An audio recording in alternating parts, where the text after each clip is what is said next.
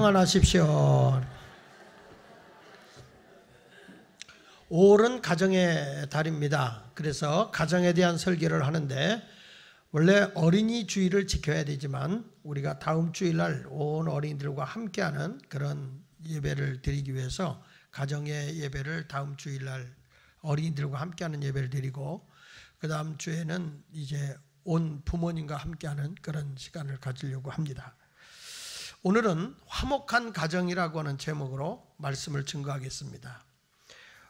오늘 본문의 내용은 요셉이라고 하는 사람에 의해서 불화한 가정이, 정말 불편한 가정이 화목하게 된 내용이 소개되어 있는 내용입니다. 요셉은 그의 형들로부터 상상할 수 없는 마음의 상처를 받은 사람들입니다. 형들로부터 학대를 받고 괴롭힘을 당하다가 마침내 형들의 미움 때문에 노예로 팔려갔지요. 요셉은 아버지의 특별한 사랑을 받고 있던 사람인지라 그는 누구보다도 고생하지 않고 편안하게 살던 사람이 노예로 팔려갔으니까 얼마나 고통스러웠겠습니까? 그래서 누구보다도 마음에 분노와 증오가 있을 만한 상황이었습니다. 또 억울한 누명을 쓰고 감옥에 갇히는 신세까지 되었기 때문입니다. 하지만 자라는 과정에서 이 요셉이라고 하는 사람은 아버지의 특별한 사랑을 받아요. 다른 11 아들들보다 요셉만이 특별히 아버지가 더 사랑을 합니다. 다른 자식도 사랑하지만 요셉은 옷도 더 좋은 옷을 입히고 부모의 사랑이 아주 특별했어요. 그래서 아버지의 특별히 따뜻한 사랑을 받았던 요셉이기 때문에 다른 사람이 지니지 못한 따뜻함이 있는 사람이 요셉이에요. 성경 말씀에 창세기 37장 3절로 4절에 있는 말씀에 보면 이런 말씀이 나오죠. 같이 읽어보겠습니다. 요셉은 노년에 얻은 아들이므로 이스라엘이 여러 아들보다 그를 더 사랑하므로 그를 위하여 채색 옷을 지었더니 그의 형들이 아버지가 형들보다 그를 더 사랑함을 보고 그를 미워하여 그에게 편안하게 말할 수 없었더라. 이렇게 말해주고 있잖아요. 여기 보십시오. 아버지가 형들보다 그를 더 사랑함을 보고 그를 미워했다는 거예요. 가정이 이게 분쟁이 생기고 다툼이 생기게 된 원인은 부모의 편협적인 사랑 때문이었습니다. 아버지의 편협적인 사랑. 그러니까 여러분 여기서 깨닫는 게 뭐냐면 문제가 있는 자녀의 공통점이 뭐냐면 문제아가 있는 집에는 먼저 문제의 부모가 있다는 거예요. 그래서 부모가 치유되지 않으면 아이가 치유가 되질 않아요. 그러니까 제가 왜 저래 하기 전에 부모님의 문제가 더 심각하다는 거예요. 그러니까 이 요셉의 가정도 왜 문제가 생겼냐 하면 아버지의 편협적인 사랑 때문에 그래요. 그래서 요즘에 젊은 사람들은 약더라고요. 우리 딸도 보니까 제가 어디 갔다 부흥회를 갔다 왔더니 둘째 딸애를 머리를 빡빡 깎아놨어요. 야, 머리를 얘가 무슨 동자승도 아니고 동료승도 아니고 왜 머리를 빡빡 깎아놨냐 그랬더니 큰애 때 머리를 빡빡 깎았기 때문에 얘도 머리를 빡빡 깎아놔야 이 다음에 커서 왜 동생은 안 깎고 나만 깎았어? 또 동생이 왜 엄마만 깎아주고 나는 안 깎았어? 아니 언니만 깎아주고 나는 안 깎아줬어? 하고 엄마를 원망할 수도 있기 때문에 형평성을 위하여 그래서 그거 했다. 참 일리가 있는 말 같아요.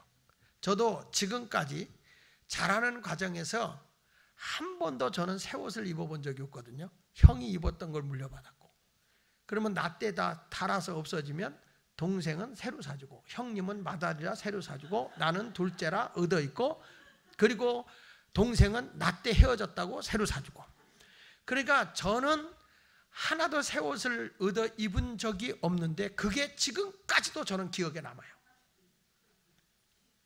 그래도 내 부모님은 용돈 많이 드렸어요.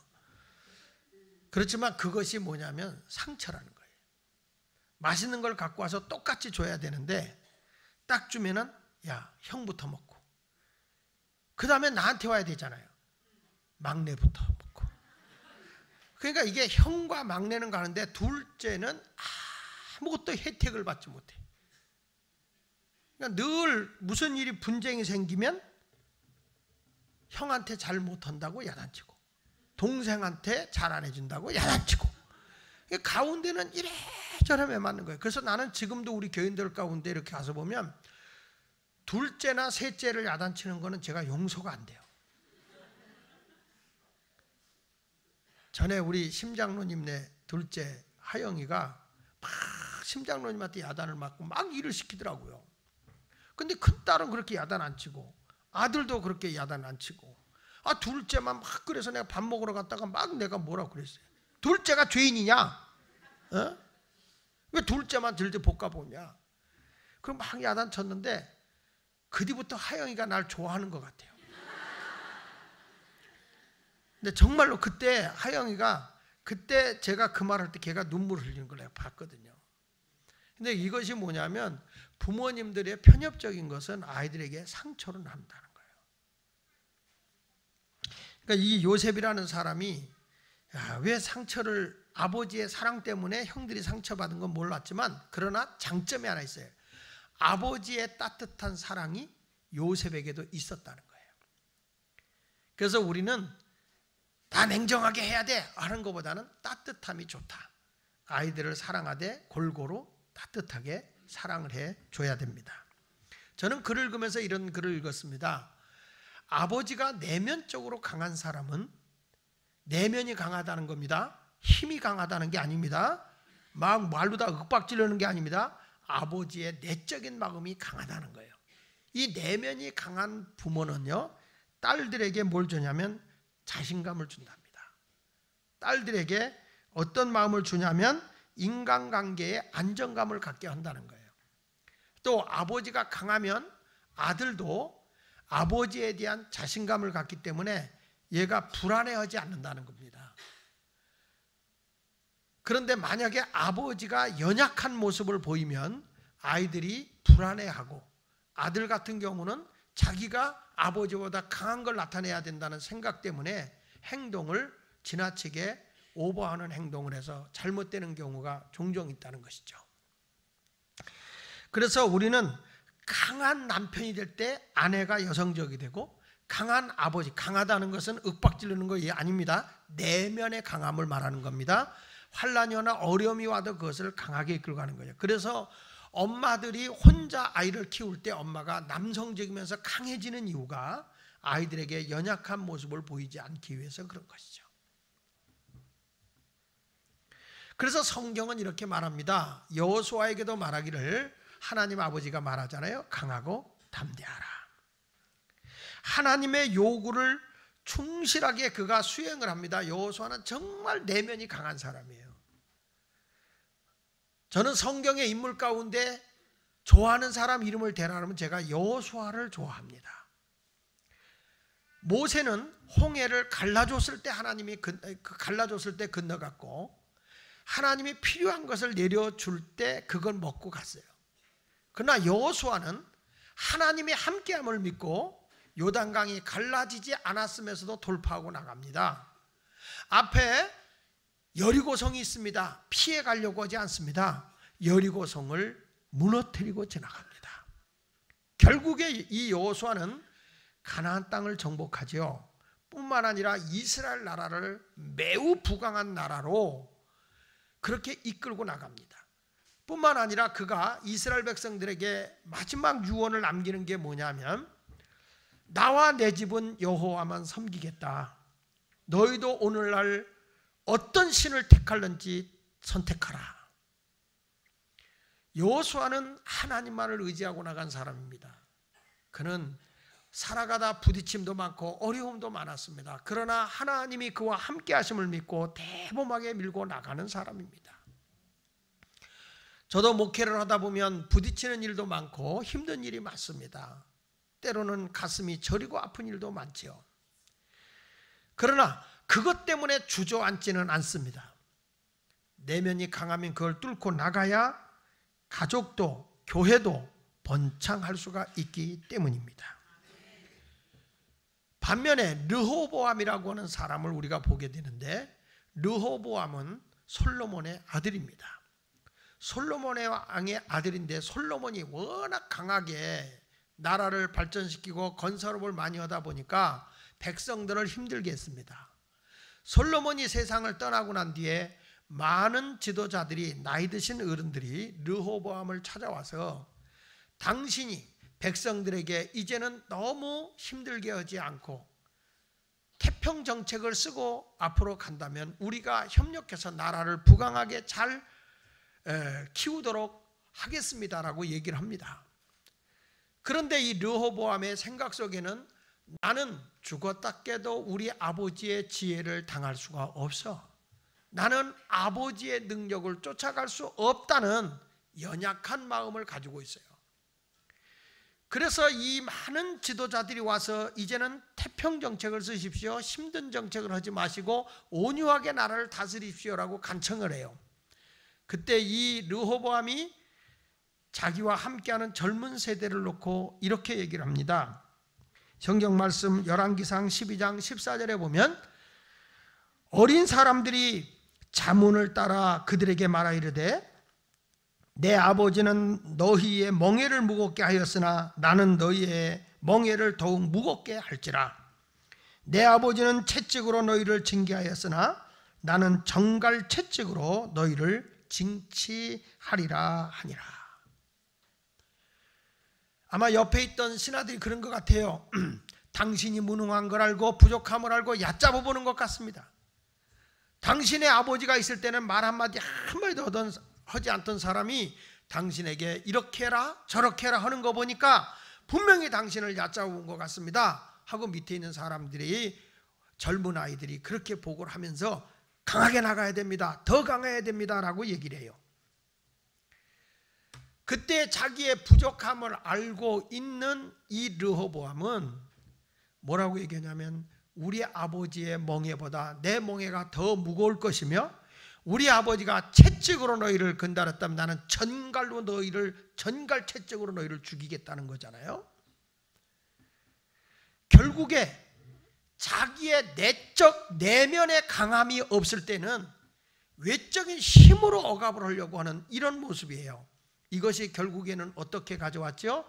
이스라엘을 둘로 갈라지게 했고요, 북이스라엘과 남이스라엘로 갈라지게 했고, 그뿐 아니라 이스라엘 나라가 계속적으로 두 나라가 갈등하고 싸우는 불행한 나라가 되고 말았습니다. 하나님은요 나와 함께하고 계시는 거예요. 그런데 우리는 내 환경과 어려움이 왔을 때에 하나님을 의지하기보다는 자기가 더 강해 보려고 외적인 것을 자꾸 과시하려고 하는 쓸데없는 생각을 하다가 인생이 망가지는 것을 종종 봅니다. 여러분의 가정에서 내가 잘났다, 내가 힘있다, 이것이 중요한 게 아닙니다. 너무 내가 강하게 나가면요 가정이 화목해질 수가 없어요. 그런데 오늘 요셉이라고 하는 사람은 자기에게 많은 해를 입은 형이었지만 그들을 다 품어내고 용서하고 가정을 화목하게 이끌었어요. 그래서 오늘 저는 여러분의 가정이 또 집안의 친척이 화목한 가정이 되기를 바라는 마음으로 화목한 가정이라는 말씀을 증거합니다. 은혜가 있기를 바랍니다. 그러면 화목한 가정이 되기 위해서는 첫째로 따라합시다. 용서가 있어야 한다. 네, 용서가 있어야 화목해지는 거예요. 자, 요셉은 지금 막강한 권력을 가졌어요. 형들의 미움을 받아서 노예 생활했던 사람이, 옥살이를 했던 사람이 인생이 역전이 돼서 하루아침에 높은 자리 애굽의 총리가 됐습니다. 그는 어마어마한 지혜를 가지고 전 국민을 다 먹여 살렸을 뿐만 아니라 주변에 있는 나라들까지 양식을 다 팔아서 다 먹여 살렸습니다. 이 소식을 듣고 야곱의 아들들이 양식을 구하러 왔다가 요셉을 만나게 된 것이고, 요셉은 그 가족들을 전부 다 애굽 땅인 고센 땅 그곳에 목축업으로 오고 살게 했지요. 아버지가 있을 때는 별 걱정이 없었는데 아버지가 세상을 떠나고 난 뒤에 형님들은 두려웠습니다. 아, 우리가 저 동생한테 악을 행했는데 저가 우리를 죽이면 어떡하지? 이런 두려움이 온 것입니다. 여기 성경 말씀 15절을 읽어보겠습니다. 같이 읽어볼게요. 시작. 요셉의 형제들이 그들의 아버지가 죽었음을 보고 말하되 요셉이 혹시 우리를 미워하여 우리가 그에게 행한 모든 악을 다 갚지나 아니할까 두려워하고 있는 거죠. 여러분, 내가 어떤 사람들에 의해서 손해를 봤다. 손해본 사람이 두려워하는 법은 없습니다. 남에게 골탕 먹이고 남의 것을 등쳐먹고 남의 것을 괴롭게 한 사람들은 혹시라도 자기의 보복이 올까 두려운 겁니다. 지금 이 사람들은 그 당시에 자기들이 더 힘있고 능력이 있다고 생각해서 요셉을 팔아버렸지만 결국에 그것이 부메랑이 되어 자기에게 온 겁니다. 두려운 겁니다. 저가 분노해가지고 우리를 해하면 어떡하지? 저가 우리를 괴롭혀서 넘어뜨리면 어떡하지? 라고 하는 두려움이 왔을 때 요셉은 이렇게 말하잖아요. 형님들 두려워하지 마세요. 이렇게 된 것이 형님들의 생각이 아니에요. 하나님의 계획이셨어요. 형님들은 나를 해하려고 했어도 두려워하지 마세요. 내가 어떻게 하나님을 대신할까요?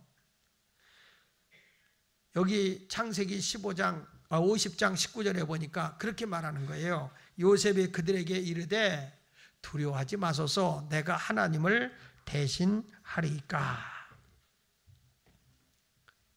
형님들이 나를 버렸어도 어떻게 내가 형님들이 한 것 같았지만 하나님이 하신 일인데 형님들에게 괴로움을 주겠습니까?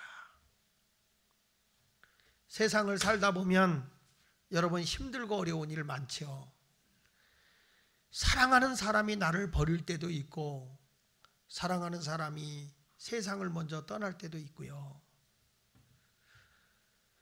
좀 의지하고 살고 싶은데 그러지 못할 때 참 막막한 경우가 너무 많아요.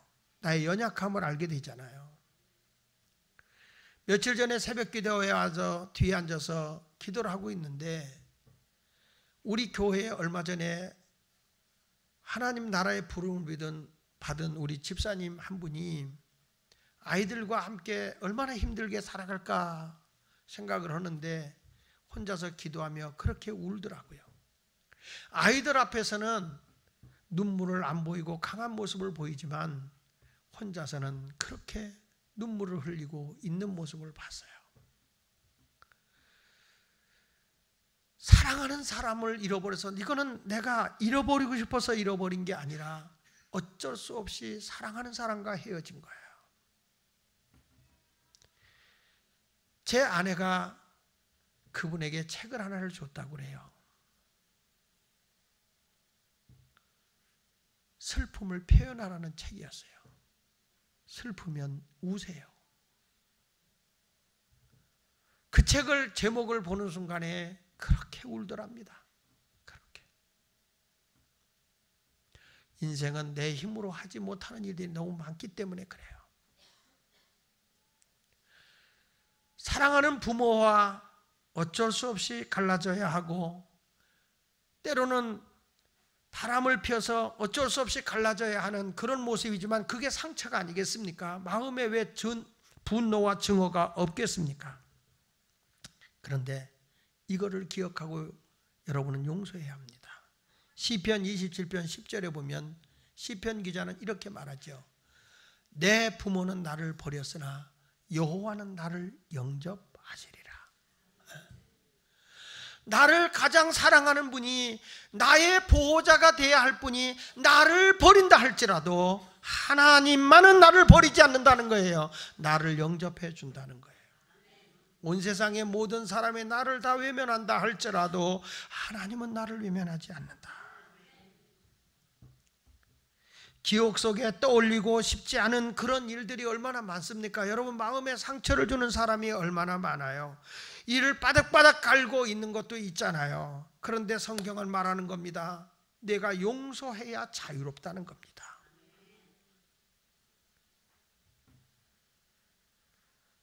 마태복음 6장 14절로 15절에 이렇게 말하죠. 같이 읽어볼까요? 시작. 너희가 사람의 잘못을 용서하면 너희 하늘 아버지께서도 너희 잘못을 용서하시려니와 너희가 사람의 잘못을 용서하지 아니하면 너희 아버지께서도 너희 잘못을 용서하지 아니하시리라. 남을 용서하지 못하고 살면요, 여러분, 내 짐이 무거워요. 내가 자유롭지 못해요. 더 고통스러워요. 더 힘들어요. 성경은 이럴 때도 용서하래요. 누가복음 17장 4절에 보면, 만일 하루에 7번이라도 내게 죄를 짓고 7번 내게 돌아와 내가 회개하노라 하거든 너는 용서하라. 남편이 잘못을 하고 와서 이런 얘기합니다. 내 다시는 안 그럴게. 그 다음날 또 그래요. 이제 당신 정말 내가 용서 못해. 아니야 여보, 미안해. 내가 다시는 안 그럴게. 진짜야. 근데 저녁에 또 그래. 이젠 용서 못해. 근데 또 와서 아니야 내가 아직도 멀어서 그래. 자꾸 용서가 되나요? 아줌마, 용서가 되시나요? 근데 성경은 말하는 거예요. 7번 반복하며 잘못했다면 용서하라는 거야. 어쩌겠냐는 거예요. 어쩌겠냐는 거예요. 여러분, 내가 용서하면 아까도 말한 것처럼 가족 간에 너무 자유스러운 거예요. 내가 용서 못해 그러면 나도 마음의 상처를 입는 거야. 영혼의 상처를 입게 되는 겁니다. 이렇게 용서하세요. 내가 손해보는 것 같아도 하나님이 나를 갚아주세요. 하나님이 채워주신다고요. 마태복음 5장 44절에 이렇게 말합니다. 나는 너희에게로니 너희 원수를 사랑하며 너희를 박해하는 자를 위해서 기도해줘라. 왜 그럴까요? 이사야 61장 7절에 보니까 원수를 사랑하고 박해하는 자를 위해 기도했더니 너희가 수치 대신에 보상을 배나 얻으며 능욕 대신에 몫으로 말미암아 즐거워할 것이라. 그리하여 그들의 땅에서 갑절이 났고 영원한 기쁨이 있으리라. 하나님이 나와 함께 하시기 때문에 너희가 용서하면 손해보는 것 같지만 아니라는 겁니다. 하나님이 기쁨도 주고 즐거움도 주고 이 땅에서 배나 복을 주겠다는 겁니다. 가정이 화목하게 되려면 요셉처럼 두려워하는 형님들을 용서하라는 거예요. 용서해라. 시댁 식구 간에 용서해라. 용서가 없는 가정이 얼마나 불행한가. 며느리가 시집 갔는데 옛날에 시집을 갔는데 불 떼서 밥을 할 때인데 밥을 태웠습니다. 밥을 태웠는데 그때에 시어머니가 너는 이 나이가 되도록 밥도 못하고 밥을 태우냐? 야단을 합니다. 그 말을 들은 며느리가 대듭니다. 태울 수도 있는 거죠. 사람이 하다 밥도 태울 수 있는 거죠. 그랬더니 시아버지가 너는 어른 앞에 말대꾸냐? 야단을 칩니다. 며느리 하는 말, 말도 못하나요? 화가 난 남편이 두들겨 팹니다. 죽여라 죽여! 남편이 화가 나서 패다 정말 아내가 죽었습니다. 그 결과로 남편은 감옥에 갔습니다. 여러분, 밥 태운 게 살인의 비극으로 한 가정을 파멸로 이끄는 거예요. 근데 이런 집이 있는 거예요. 밥을 태웠어요. 시어머니 나와서 하는 말, 미안하다. 네가 무슨 경험이 있니? 물을 얼마나 넣어야 되는지 내가 좀 봐줘야 되는데 미안하구나. 그랬더니 시아버지 하는 말, 아니야, 내가 너무 장작을 크게 팼어. 작은 걸 해야 되는데 너무 큰 걸 팼어. 미안하다 며느라야. 내가 잘게 썰어줘야 되는데 너무 화력이 강했어. 그랬더니 이 남편이 하는 얘기, 아닙니다. 제가 물을 적게 길어다 줬습니다. 물을 많이 길어다 줬는데 물을 적게 길어다 줬어요. 미안합니다. 여러분, 어느 가정이 자유로운 가정입니까?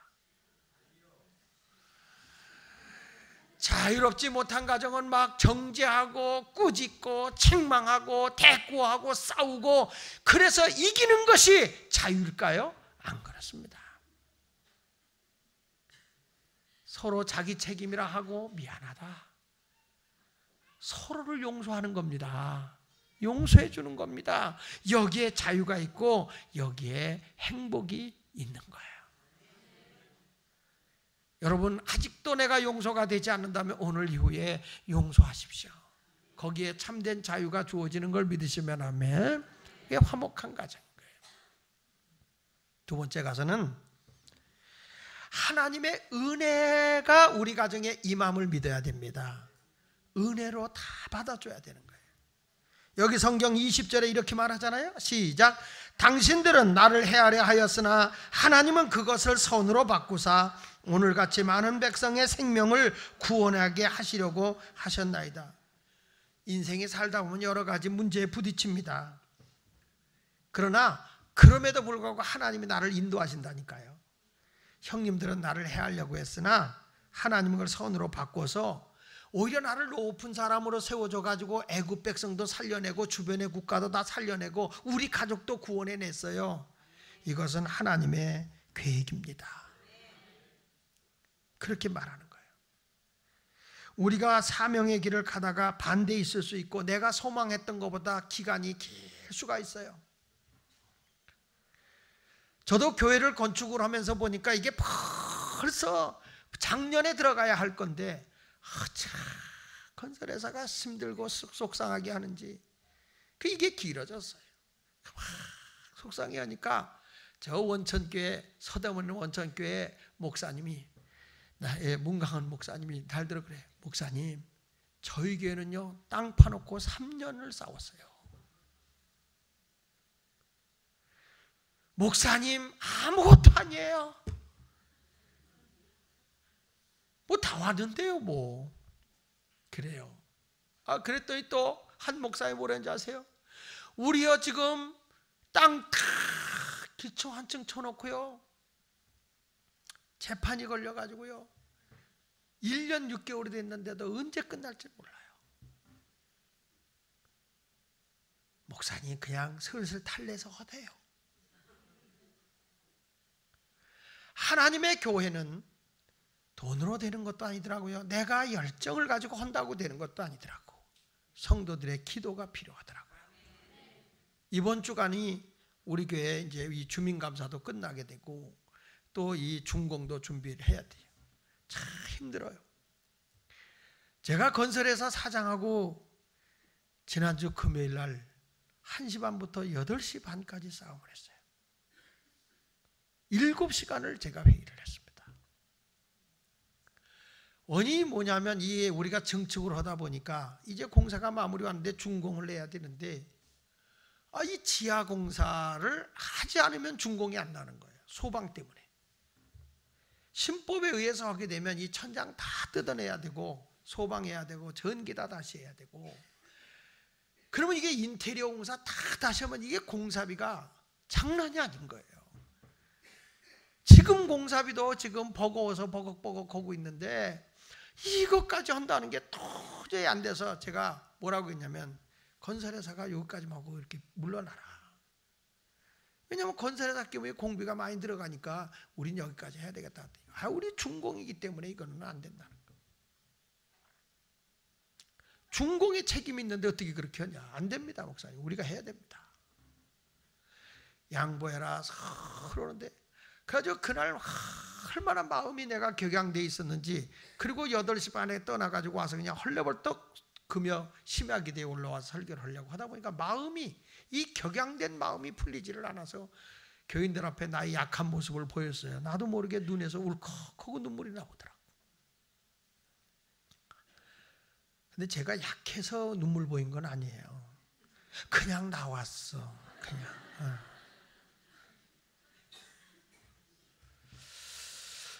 그래서 몇 군데로 제가 알아봤어요. 알아봤더니 목사님 구건물 그대로 써도 될 수 있을 법도 해요.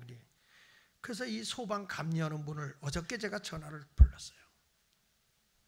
좀 만나자.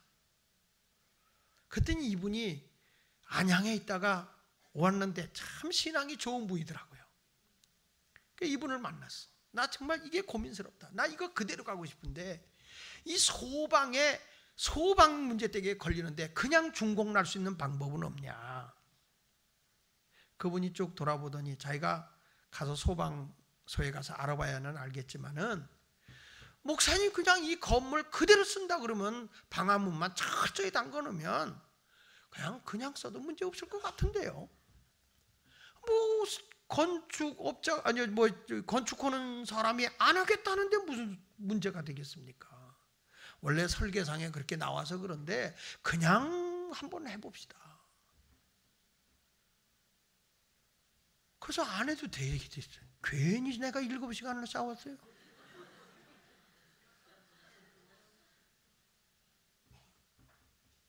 방법론을 찾아보면 다 돼. 그런데 이게 그냥 되는 게 아니고 다 기도더라고. 성도들이 그때 내가 하나님이 너무 기도를 안 해서 하나님이 눈물을 줬나 봐. 제가 눈물을 흘리니까 우리 교인들이 목사님 불쌍하다고 다 기도해야 된다. 우리 기도해야 된다.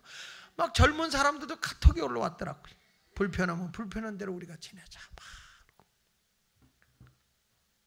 오늘도 2부 예배 때 우리 장로님이 기도하다 우시더라고요.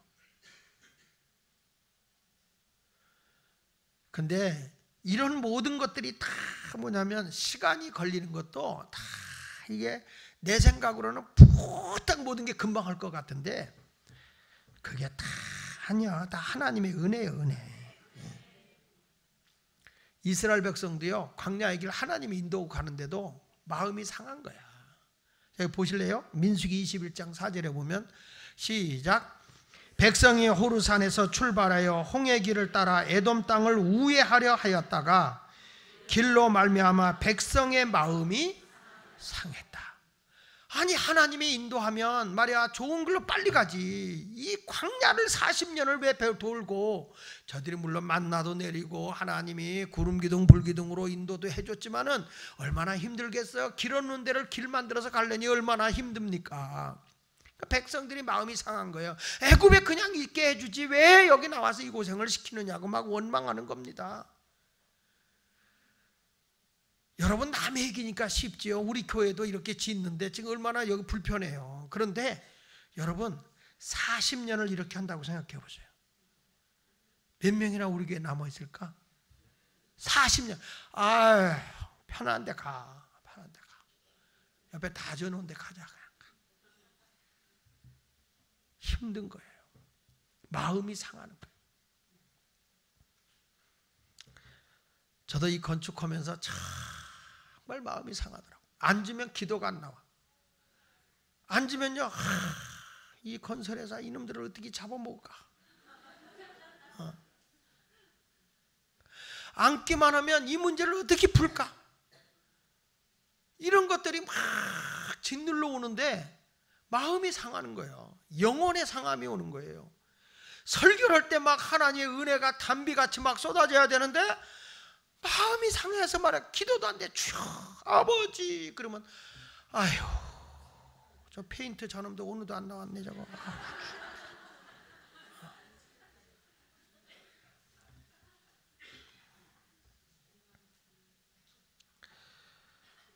그런데 성경에 뭔가 하냐면 그럼에도 불구하고 누가 인도해 주느냐? 하나님이 인도해 준다는 거예요. 마음이 상하면 어떤 마음이 들죠? 마음이 상하면 사역이고 나발이고 다 때려치자. 열정이 식어져요. 이스라엘 백성이 마음이 상하니까 애굽으로 돌아가자. 뭐 하나님이 인도해? 인도하면 뭐해 이 고생하는데. 때려치자.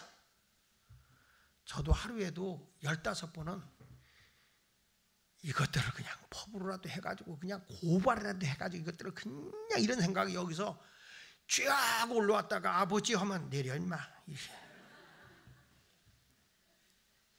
성경 말씀 갈라디아서 6장 9절에 보니까 우리가 선을 행하다 낙심하지 말지니 포기하지 아니하면 때가 이름에 거두리라.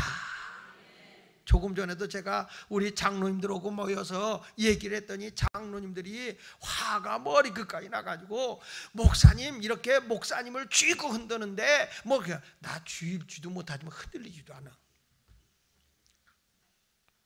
이거 질질 끌지 마. 그러지 마.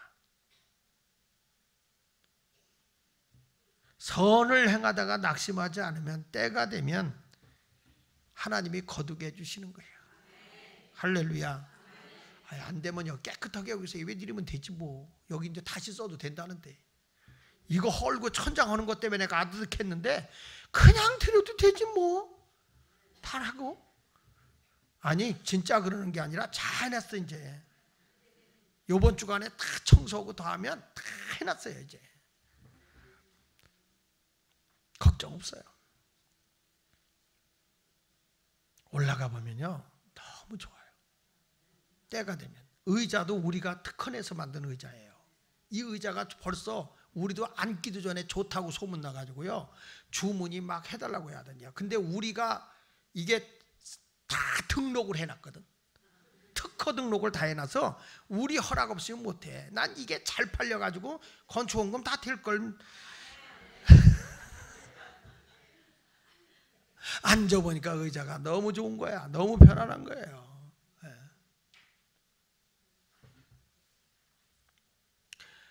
보니까 앉아보니까요 좋아. 이렇게 들면 장의자예요. 애기들 와서 눕혀도 되고요. 장의자예요. 개인 의자인데. 그리고 이렇게 내리면 개인 의자예요. 다 좋아요. 여자들이 기도할 때 꼭 양반대로 하는 걸 좋아하더라고. 내가 우리 집사람 데리고 올라. 우리 집사람이 허벅지가 좀 굵어요. 그래가지고 당신 올라가냐 안 올라가나 한번 해봐. 올라갔더니 탁 앉대. 어우 좋다.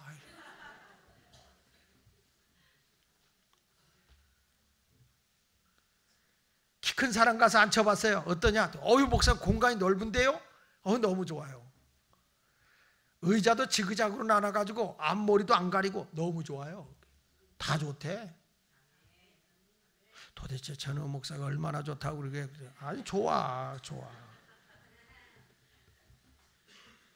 여러분 우리의 도움이 하나님께로부터 오는 거예요. 은혜로. 성경 말씀 시편 121편 1절로 2절에 보니까 내가 산을 향하여 눈을 들리라. 나의 도움이 어디서 올까? 다 같이 나의 도움은 천지를 지으신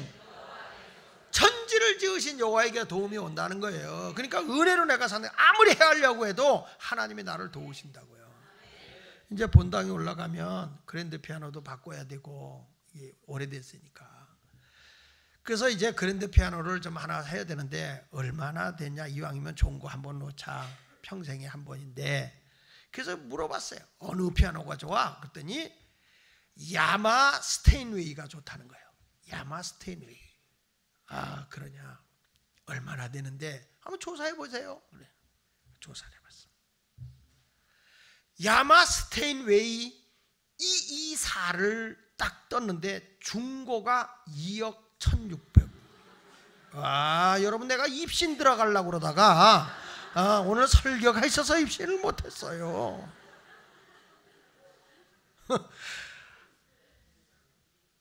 중고가 그거보다 못한 거 018인가 5018인가 그게 1억 6,500인가요? 신품도 아니야. 중고야. 피아노 사람이 만든 건데요 이거 악기 하나 그래요. 근데 천지를 지으신 하나님이에요.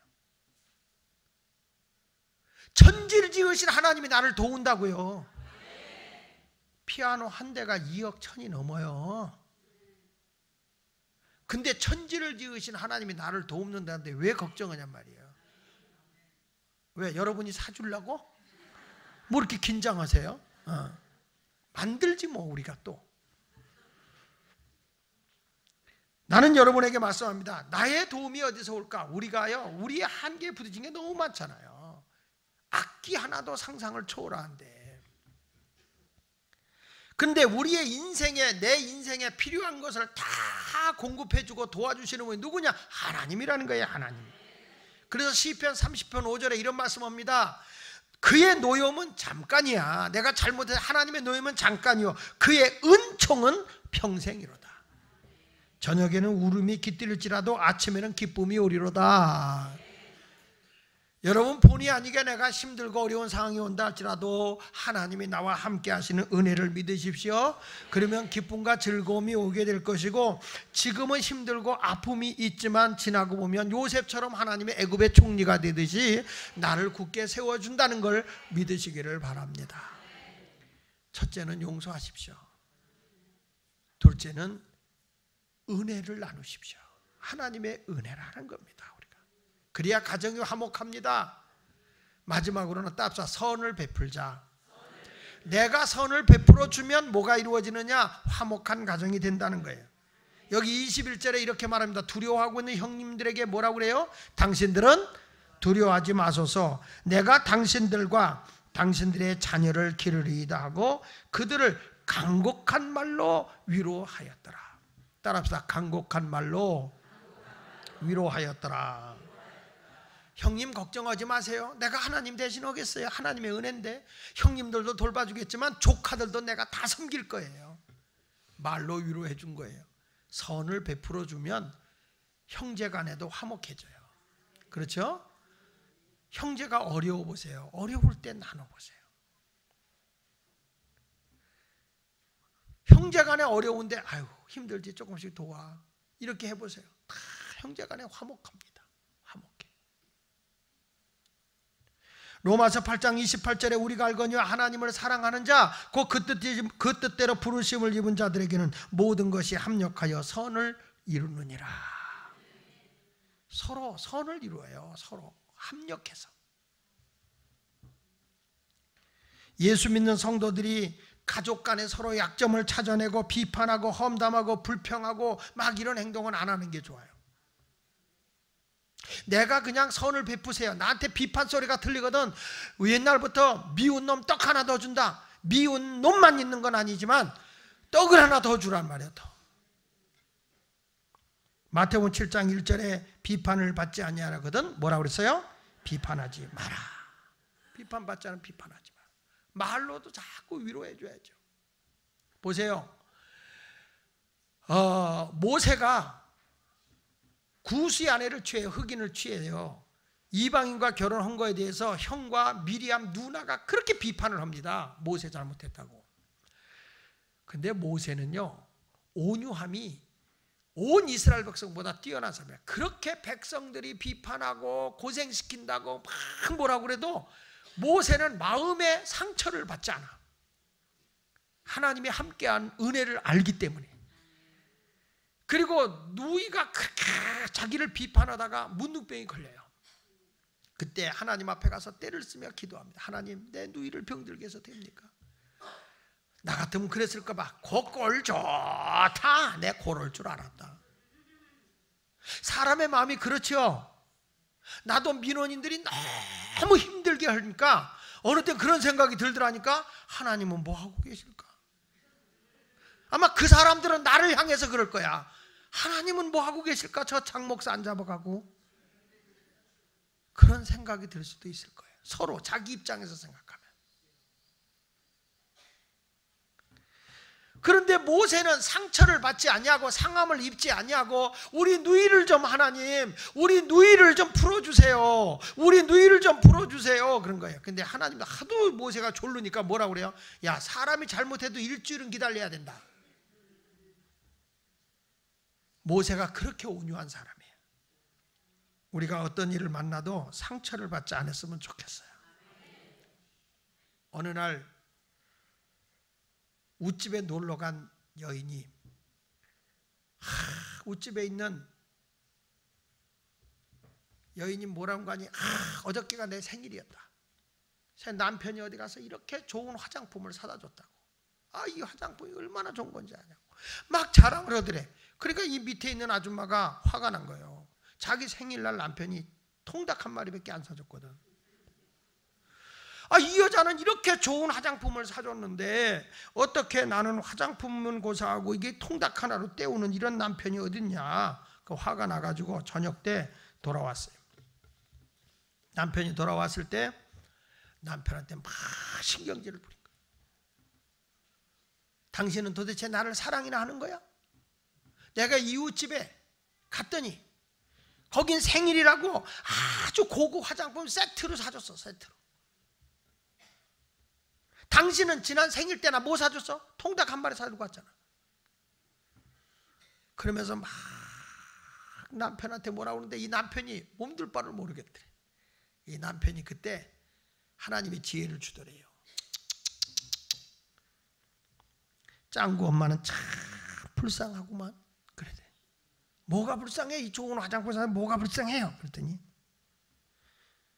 짱구 엄마가 당신처럼 피부가 곱고 예뻐봐. 뭐 하는데 화장품을 사겠어? 당신은 화장품 안 하고 통닭 먹는 게 훨씬 더 이뻐. 얼굴에 기름기 잘 흐르고 당신 피부 곱고 뭘 비싼 화장을 바르고 그거 시간 낭비해. 당신은 정말 내가 봐도 화장 안 해도 이뻐. 내가 당신 화장해야 이쁠 것 같았으면 내가 벌써 사다 줬지. 당신은 정말 자연산이 좋아. 이 여자가요 그 말 한마디에 다 용서가 되더래. 다. 여러분 간곡한 말로 남을 위로해 주는 말 용서가 됩니다. 그렇게 아멘 해가지고 하나도 용서 안 돼요. 하나도.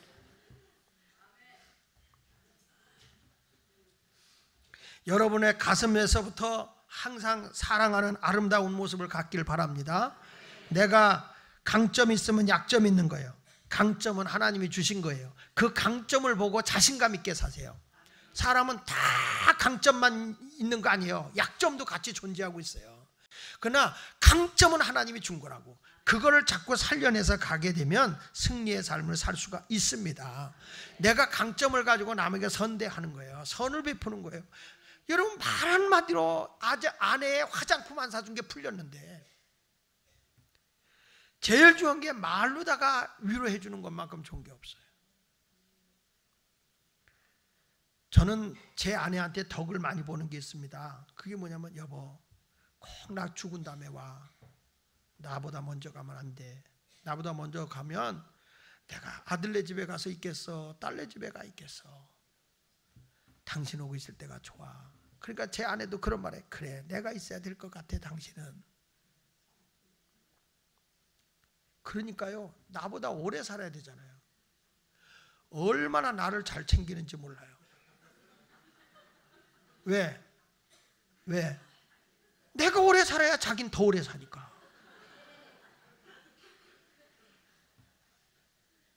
그거 몰랐어요?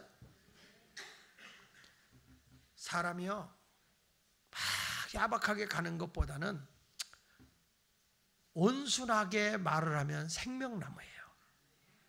근데 마음이 상해가지고 막 말을 하잖아요.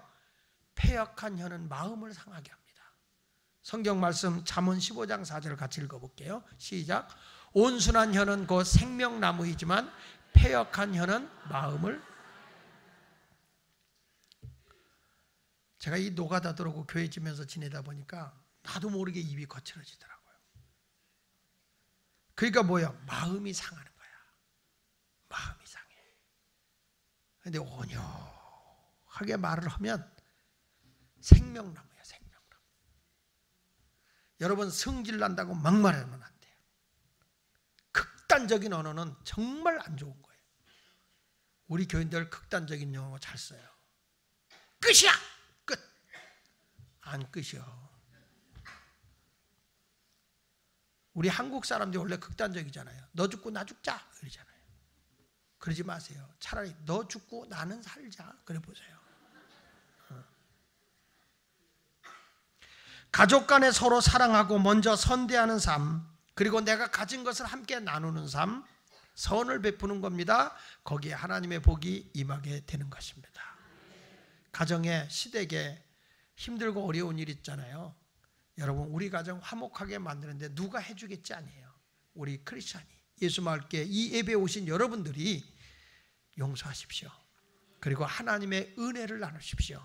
그리고 내가 선을 베푸십시오. 혹시 남편이 시댁 부모에게 좀 좋은 걸 줬다고 해서 못 봐 하는 여자들 그러지 마세요. 그래, 잘했어 여보, 잘했어. 이런 마음이 아름답지 않을까요? 괜히 얘기했나요? 토마스 카알라이라는 사람이 이런 얘기를 했습니다. 나는 40년 동안 아내는 나의 진실한 친구였다. 남편이 하는 일이면 무슨 일이든지 말이나 행동으로 걱정조차 끼치지 않았다. 그래서 나의 진실한 친구였다는 거예요. 내가 하는 일에 대해서 걱정을 끼치지 않았다. 여러분, 사람이 마음씨가 얼마나 귀해요. 마음씨라는 거, 말 한마디도. 남편이 설거지 안 해준다고 파가지 긁는 여자가 낫겠어요? 남자가 설거지 하려고 할 때, 여보, 설거지는 내가 재밌어서 하는 거야. 당신의 마음은 고맙지만 당신은 보다 큰 일을 위해서 신경 써.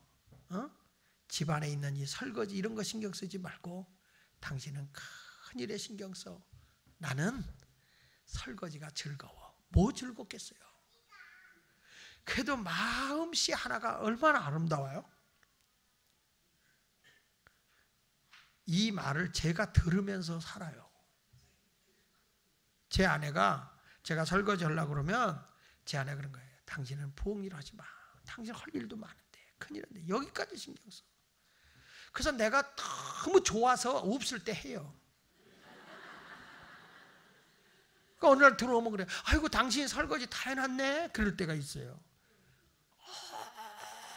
어쩌다가 이 얘기 듣고 어떤 남편이 그런데요. 여자가 목사님도 했는데 당신은 안 하냐고. 어쩌다가 정말 제 아내는 그런 말을 해요. 큰일 할 사람이 뭘 설거지 이런 부엌 같아 신경 쓰냐고. 그 말을 듣는 남편은 신납니다. 거기서 말 안 하지만 화장실에 가서 오 주여 얼마나 행복한지 아십니까? 남자를 좁쌀덩어리로 만들지 마십시오. 좀스럽게 만들지 마세요. 우리 모두 행복한 아름다운 가정을, 화목한 가정을 만들어 나가시기를 예수 이름으로 축원합니다. 기도하겠습니다.